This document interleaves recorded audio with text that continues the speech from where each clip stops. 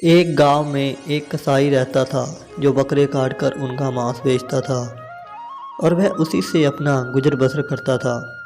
एक दिन जो दिन में बकरा कटा था वह बिक गया और वह जल्दी अपने घर चला गया। उस कसाई का नाम सदना कसाई था।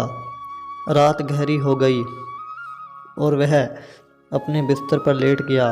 जैसे वह अपने बिस्तर पर लेटा, उसके दरवाजे पर किसी ने दस्तक दी और आवाज़ आई, सदना दरवाज़ा खोलो। सदना कसाई सोचने लगा, इतनी रात में कौन है। फिर आवाज़ आई, सदना। सदना कसाई ने दरवाज़ा खोला और देखा कि साहूकार के नौकर थे। वह बोले, साहूकार के घर मेहमान आए हैं, उन्होंने बकरे का मांस मंगवाया है। सदना बोला, आज जो बकरा काटा था वह तो बिक गया, अब मांस सुबह मिलेगा। ये सुनकर साहूकार के नौकरों ने साहूकार की धमकी दी। साहूकार के डर के कारण सदना तेज धारशूला लेकर जहाँ बकरे बंधे थे वहाँ चल पड़ा और सोचने लगा, बकरे की एक टांग काट देता हूँ।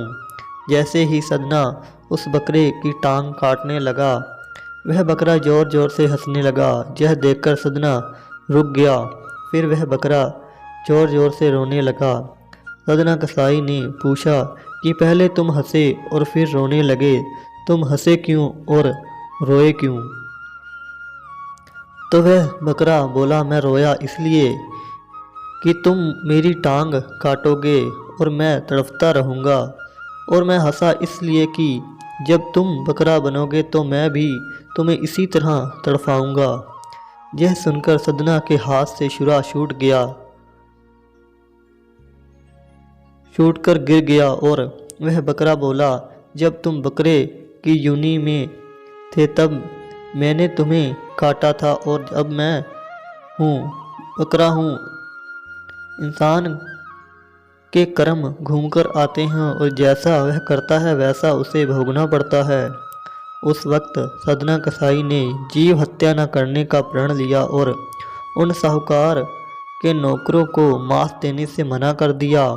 और उस वक्त सदना कसाई सारे बुरे कर्म छोड़कर अच्छे कर्म करने लगा। उसके बाद सदना जो कसाई था इतना बड़ा भक्त बना कि उनका जिक्र गुरु ग्रंथ साहिब में भी मिलता है। इंसान के कर्म ही उसके आगे आते हैं और जैसा इंसान कर्म करता है वैसे उसे भोगना ही पड़ता है।